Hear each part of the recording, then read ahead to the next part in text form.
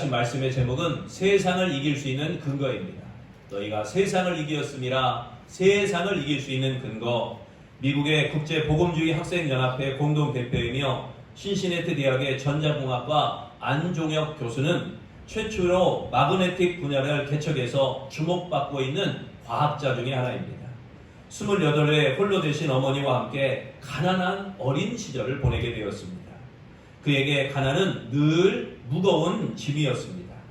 희망이 없던 암울한 청년 시절을 보내면서 수없이 절망하고 또 일어서게 되었습니다. 어느 날 성경을 읽던 중 마음에 깊이 와닿는 말씀이 하나 있었습니다. 마태복음 11장 28절로부터 30절까지의 말씀입니다. 같이 봉독합니다. 수고하고 무거운 짐진 자들아 다 내게로 오라. 내가 너희를 쉬게 하리라. 나는 마음이 온유하고 겸손하니 나의 멍에를 메고 내게 배우라. 그리하면 너희가 마음이 쉼을 얻으리니 이는 내 멍에는 쉽고 내 짐은 가벼움이라 하시니라. 아멘. 그때 그 심정을 이 안종혁 교수는 이렇게 고백합니다. 이 말씀을 읽을수록 눈물이 나고 무거운 인생의 짐을 예수님께 맡기고 싶어졌습니다. 모든 짐을 내려놓는 자의 평안이 저를 감싸기 시작했습니다. 현실의 짐은 여전히 무거웠지만 저의 짐을 대신 지신 예수 앞에서 저는 서서히 무너지고 있었습니다. 그 후 이 안종혁 교수에는 세상을 이기신 주님을 의지하여 수많은 고난을 딛고 일어서게 되었습니다. 박사 자격시험에서 4번이나 떨어졌어도 그때도 또한 연구실에서 쫓겨나는 일이 있었을 때에도 주님을 의지함으로 절망을 이기고 영적 성장을 이루게 되었습니다. 세상을 이기신 주님이 내 편이라는 사실을 믿는 것보다 더 큰 힘과 위로가 없었습니다. 방직공장 전기공이었던 제가 하나님의 은혜로 미국 주립대학의 전자공학과 교수가 된 것은 하나님의 계획과 간섭이 하심이 아니고는 도저히 설명할 길이 없습니다. 세상을 이기신 주님을 의지했더니 주님의 승리가 저의 승리가 되었습니다. 철저히 주님을 의지하는 자의 아름다운 신앙의 모습인 것입니다. 그는 교수요, 그는 평신도요, 그는 청년 사역자요, 그는 기업인으로서 예배와 삶, 신앙과 학문, 영성과 지성이 통합된 그러한 신앙관을 견지하면서 제자로서의 삶에 자신을 기꺼이 내던져서 하나님이 원하시는 승리자의 모습으로 살아가고 있는 것입니다. 우리가 봉독한 말씀 본문은 예수님께서 자신의 죽음으로 제자들이 느끼게 될 위기와 절망을 미리 하시고 그들의 믿음을 점검하고 돈독하게 하기 위해서 주신 말씀, 그 말씀을 우리가 봉독했습니다. 예수님은 여기서 말씀하지요. 내가 세상을 이기었노라. 이렇게 선포하시며 완료 시제를 사용하였습니다. 내가 세상을 이기었노라. 이미 완료했다는 겁니다. 그 이유는 이길 것이 아니라 이미 이겼다는 뜻입니다. 이 말씀은 영적 어두움의 권세인 사탄에게 이기셨다라는 의미이기도 한 것입니다. 믿음은 고백 속에서 나타나는 믿음과 믿음은 생활 속에서 나타나는 믿음으로 나눌 수가 있을 것입니다. 우리의 믿음이 입술의 고백에 머물지 않고 삶 속에서 나타나도록 행동하여야 할 것입니다. 예수님은 세상을 이기었노라 라고 하시며 그리스도인들이 가져야 될 이 믿음의 태도를 가르치고 있습니다. 우리 그리스도인들은 예수님처럼 세상을 이겨야 할 줄로 믿습니다. 그렇다면 우리가 세상을 이길 수 있는 근거는 무엇인가? 첫째, 함께함입니다. 함께하기 때문에 세상을 이길 수 있다는 것입니다. 유명한 마틴 루터 킹 목사는 흑인들의 지위를 되찾는 꿈을 품고 그의 꿈을 확산시켰습니다. 당시 흑인과 유색인종인들은 백인들처럼 학교에 다닐 수도 없었고 투표할 권리마저 빼앗겼습니다. 심지어 함께 예배드릴 자유마저도 없었습니다. 마틴 루터 킹 목사가 흑인들의 권리를 찾는 운동을 할 때 엄청난 협박이 있었습니다. 폭탄이 집의 베란다에서 터지게 되었고 폭행을 당해 갈비뼈가 부러지기도 하였고 얼굴이 찢어지는 상처를 당하기도 했습니다. 비폭력으로 그를 따르던 흑인들도 점점 지쳐가기 시작했습니다. 감옥에서 돌아온 그는 앞으로 이 운동을 이끌어갈 수 있을지 고백합니다. 고민합니다. 아내가 딸이 잠든 모습을 보면서 아내와 딸이 잠든 모습을 보면서 언제라도 이 아이가 곁에서 사라질 수 있겠다. 언제라도 이 아내를 남기고 내가 죽을 수도 있겠다. 이 생각에 평온하게 살기로 결정을 했습니다. 그리고 기도하기 시작했습니다. 주여, 의로운 일을 해보고자 주님 앞에 엎드렸습니다. 저는 제가 옳다고 생각합니다. 그러나 주님, 제가 너무나 약한 존재임을 고백할 수밖에 없습니다. 저의 용기가 꺾여버렸습니다. 그때 이 마음속에 하나님의 음성이 들려왔습니다. 루터야, 의를 위하여 일어나라. 루터야, 진리를 위해서 일어나라. 보라, 내가 세상 끝날까지 너와 함께 할 것이다. 결코 너를 떠나지도 혼자 버려두지도 않겠노라. 그 이후 13년 동안 이 마틴 루터 킹 목사가 활동하면서 많은 위기를 겪었지만 너와 함께 하리라. 그 약속을 이겨냈다고 합니다. 마틴 루터 킹 목사의 활약으로 유색인종들은 권리와 지위를 회복하게 되었습니다. 여러분, 하나님이 함께 하시겠다는 약속을 의지하며 이길 수 있었던 이 마틴 루터 킹 목사처럼 우리도 하나님이 함께 하신다, 이 약속을 의지하면서 이기는 자가 되시기를 바랍니다. 32절 말씀 다 같이 봉독합니다. 보라, 너희가 다 각각 제 곳으로 흩어지고 나를 혼자 둘 때가 오나니 벌써 왔도다. 그러나 내가 혼자 있는 것이 아니라 아버지께서 나와 함께 계시느니라. 아멘. 여기 보니까 함께 계시느니라 라고 했어요. 지속적인 상태를 나타내고 있습니다. 현재 시제로 사용해요. 함께, 지금 당장 함께 하신다는 거죠. 하나님이 계속해서 함께 계실 것이라 라는 의미입니다. 그러므로 하나님의 뜻을 추구하는 사람들은 이 모든 일들이 다 떠날지라도, 모든 이들이 다 떠나갈지라도 혼자가 아님을 알고 낙심하지 말아야 됩니다. 그리스도인들은 사람을 의지하지 말아야 됩니다. 언제든지 상처를 주고 언제든지 배반할 수 있기 때문입니다. 주의 이름을 부른다고 진실한 말만 하는 것이 아니며 예수에 대한 신앙을 고백한다고 무조건 믿을 만한 사람이 못 된다는 것입니다. 사람을 신뢰하고 사람을 의지해서는 안 된다는 거예요. 우리가 믿고 따라갈 이는 언제나 한결같이 우리를 대해주시고 언제나 우리와 함께 하시는 하나님 뿐임을 여러분 믿으시기를 바랍니다. 하나님이 함께 하심을 믿고 나아갈 때 세상을 이기게 된다는 놀라운 축복이 임하게 될 줄로 믿습니다. 두 번째, 우리가 세상을 이길 수 있는 근거는요, 평안함입니다. 평안함으로 말미암아 세상을 이길 수가 있는 것입니다.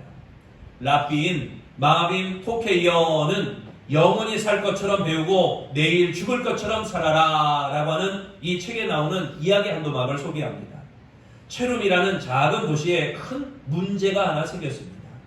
체룸으로 가는 길은 험한 벼랑 위에 좁고 고불고불한 길이었습니다. 그래서 사람들이 자주 떨어져 그 길에서 부상을 당했습니다. 마을의 원로들이 모여서 대책을 세우기로 했습니다. 원로들은 무려 엿새 동안 밤낮에 걸쳐 토론을 했습니다. 야, 이 길을 어떻게 해야 될 것이냐, 사람들이 가다가 떨어져서 상처를 받고 많이 다치는데 이걸 어떻게 해야 될 것이냐 토론한 결과 겨우 결론을 내렸습니다. 벼랑 아래에 병원을 만들기로 한 것입니다. 굴러 떨어져 다치면 거기서 치료해야 되니까 병원을 만들자, 이게 여기 토론에서 승리해서 병원을 만들기로 한 것입니다. 인간사에 이런 근시안적인 해결이 얼마나 많은지 모릅니다. 근본적인 해결을 벗어나서 눈앞에 작은 문제만 해결하고 끝나는 경우가 많다는 것입니다. 근본적인 해결은 부채의 문제가 아닙니다. 근본적인 해결은 인간의 갈등의 문제가 아닙니다. 그리스도 안에서 평안이 문제인 것입니다. 예수 안에서 평안하냐, 평안이 문제인 것입니다. 평안은 인간이 영원히 간구해야 될 것입니다. 그러므로 세상의 평안이 아니라 주님이 주시는 평안이 임할 때 세상을 이기게 된다는 것입니다. 33절 말씀을 다 같이 봉독합니다. 이것을 너희에게 이르는 것은 너희로 내 안에서 평안을 누리게 하려 함이라. 아멘. 여기 보니까 평안을 누리게 라고 그랬죠. 평안을 누리게 한다. 평안을 계속해서 소유한다는 의미입니다. 평안을 계속해서 소유하게 한다. 예수 안에 거하기만 하면 환난의 상황이 다가와도 평안을 누리게 되어진다는 것입니다. 십자가의 죽음을 목전에 둔 제자들에게 주시는 말씀은 믿음의 자만을 경계하고 고난 앞에서 절망을 극복하라. 이게 예수님이 주시는 교훈이었습니다. 예수 안에서 거함으로 가능하게 된다는 거죠. 우리가 당하는 고난과 우리가 당하는 시련에 맞서는 것은 단순히 우리의 힘만으로만 되는 것은 아니라는 것입니다. 여러분, 감기 걸리면 어떡하나요? 즉시 병원 달려가시나요? 아마 대부분 하루 이틀 버틸 겁니다. 그래, 네가 이기나 내가 이기나 해보자 하고는 감기에 걸리면 하루 이틀 버텨봅니다. 그러다가 못 견디게 생기면 병원에 쫓아갑니다. 그와 마찬가지로 이 코로나 바이러스가 처음 생길 때는 그래, 이것도 뭐 언젠가는 지나가겠지 하고 쉽게 생각했습니다. 그러나 우리나라는 그걸 쉽게 여기지 않았어요. 지난 사스라로 가는 악한 여러 가지 질병 때문에 이걸 쉽게 생각하지 않았어요. 그런데 타국인들은, 특히 유럽 쪽에는 마스크를 끼지 않고 여러 가지 많은 일들로 인해서 경계하고 있다가 그것도 지나가려니 하다가 더 많은 병이 청궐하게 되고 제2차, 제3차로 감염되는 놀라운 많은 어려움을 당하고 있습니다. 여러분, 우리가 이 모든 일들도 예수 안에서 해결할 수 있는 믿음의 사람이 되어야 할 줄로 믿습니다. 우리는 신앙인이에요. 뭔가 구별되어도 구별된 자가 되어야 됩니다. 믿음으로 기도하며 이 난국을 우리뿐 아니라 모든 세계와 열방과 민족들이 같이 이겨낼 수 있도록 여러분 새 힘을 공급받으려고 하나님 신의 은총 달라고 기도하시기를 바랍니다. 이게 바로 주님이 주시는 평안인 것입니다. 오로지 예수 안에 거해야 됩니다. 성령의 내주하심으로 평안이 임하시기를 바랍니다. 주님이 주시는 평안으로 세상을 이길 수 있는 우리 아름다운 성도들이 되시기를 축원합니다. 세 번째, 우리가 세상을 이길 수 있는 근거는요, 담대함입니다. 담대함으로 세상을 이기는 것입니다. 최영선 작가는 낙탄을 왜 사막으로 갔을까라고 하는 책을 썼습니다. 그 글에 나오는 이야기가 낙탄은 위기를 맞으면 술수를 쓰지 않는다고 합니다. 그리고 도전한다는 거예요. 전공법으로 승부수를 던지는 것입니다. 그러니까 땡볕에 쉴 그늘이 없을 때 낙타는 오히려 얼굴을 햇빛 쪽으로 마주 향한다고 합니다. 햇빛을 피하려 등을 돌리면 몸통의 넓은 부위가 뜨거워지지만 마주 보면 얼굴은 햇빛을 받더라도 몸통 부위에는 그늘이 만들어져서 어려움이 오히려 줄어들기 때문이라는 것입니다. 이 글을 통해서 낙타에게서 배워야 될 교훈을 이야기하고 있습니다. 여러분, 우리 인생도 사막과 같은 세상을 헤맬 때가 있다는 것입니다. 모래는 뜨겁고 땡볕은 더 뜨겁습니다. 몸을 돌려 땡볕을 피하느냐 아니면 낙타처럼 정면으로 땡볕을 맞서느냐 선택의 기로에 놓이게 됩니다. 이때 정면으로 담대하게 도전하면 새로운 길이 열리게 됩니다. 그러나 피하면 오히려 죽음이 닥쳐지게 되어질 것입니다. 문제가 있을 때 해결하려고 맞서게 되면 해결의 실마리가 보이지만 그 문제를 피하기만 하려고 한다면 문제는 영원히 해결되지 않고 계속해서 문제가 문제를 낳고 문제는 계속 이어질 수밖에 없다는 것입니다. 33절 말씀 다 같이 봉독합니다. 세상에서는 너희가 환난을 당하나 담대하라. 내가 세상을 이기었노라. 아멘. 여기 담대하라 라고 했죠. 계속해서 마음을 다시 먹다라는 뜻입니다. 세상에 대한 두려움에 사로잡혀 있는 제자들에게 세상에 맞설 태도를 분명히 가져라 라고 교훈하는 말씀입니다. 심약한 제자들에게 주님은 담대하라고 명령하십니다. 세상을 두려워할 필요가 없다는 거예요. 예수 안에 거하며 당당하게 맞서라는 겁니다. 여러분, 삶을 살아가면서 수많은 환난과 고난과 고통과 역경과 고통과 근심이 있습니까? 그 모든 일에 주눅들어 있나요? 코로나 바이러스 때문에 우리가 공포에 부들부들 떨고 있나요? 여러분, 이럴 때일수록 강하고 담대하시기를 바랍니다. 그런다고 마스크 벗으라는 얘기는 아니에요. 마스크 쓰고 하나님 앞에 기도하시기를 바랍니다. 코로나를 이길 수 있는 것은 약과 어떠한 약물과 어떠한 의사의 힘이 아니라 하나님의 치유의 은총인 줄로 믿습니다. 환난 앞에서 태도를 보이며 이렇게 신앙의 상태를 어떤가 그 사람을 가늠할 수 있는 겁니다. 위기의 순간에 기도하느냐, 아니면 위기의 순간에 사람을 찾느냐, 위기의 순간에 나를 도울 사람이 누구냐 하면서 전화번호 쳐다보느냐, 아니면 위기의 순간에 다 제껴놓고 주님 앞에 나와 눈물로 기도하느냐. 여러분, 믿음의 사람은 환난의 물결이 거성에 밀려올지라도 두려워 피하지 않고 담대하게 맞서는 것입니다. 나와 함께 하시는 그리스도가 세상보다 크시다라고 믿기 때문인 것입니다. 그러나 믿음이 적은 자들은 환난이 오면 버티지 못합니다. 그래서 타협합니다. 버티지 못합니다. 그래서 굴복하게 됩니다.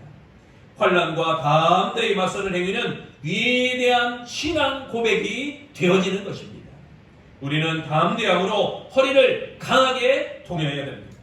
담대함으로 허리를 강하게 동여매고 믿음으로 전진해 나아가시기를 바랍니다. 축복은 환난을 피해가는 데 있지 않고 축복은 환난을 이겨내는 데 있다는 사실을 여러분 꼭 기억하시기를 바랍니다. 사랑하는 성도 여러분, 우리는 혼자 싸우는 것이 아니라 하나님과 함께 싸우고 있습니다. 그러므로 무슨 일을 만나든지 하나님과 상의하고 무슨 일을 만나든지 믿음으로 싸움을 싸워야 되는 것입니다. 신앙과 삶을 분리하는 것은 마귀의 각본입니다. 신앙과 삶은 온전히 결합되어야 됩니다. 신앙과 삶이 분리되어 있으면 이 사람은 온전한 믿음이라고 할 수 없어요. 신앙과 삶이 결합되어 있어서 신앙이 가는 곳에 삶도 따라가야 됩니다.